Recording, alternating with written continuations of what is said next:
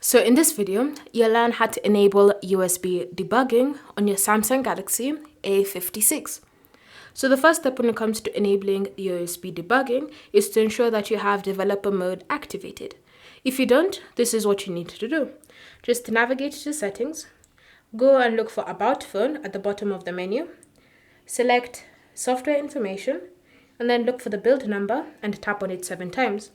Once you've tapped on it 7 times, if you have a PIN, password, or pattern, you'll be prompted to enter it in so that you can confirm your identity and then confirm by tapping on OK to enter developer options.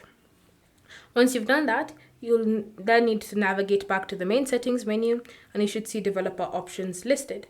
So once you've navigated to developer options, you want to scroll and look for the option USB debugging. So you can see here it's currently disabled.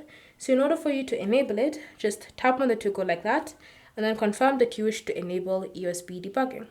So now you can just exit the settings app knowing that you've successfully enabled USB debugging on your Samsung Galaxy A56. If you have any questions or comments, leave them down below and we'll get back to you.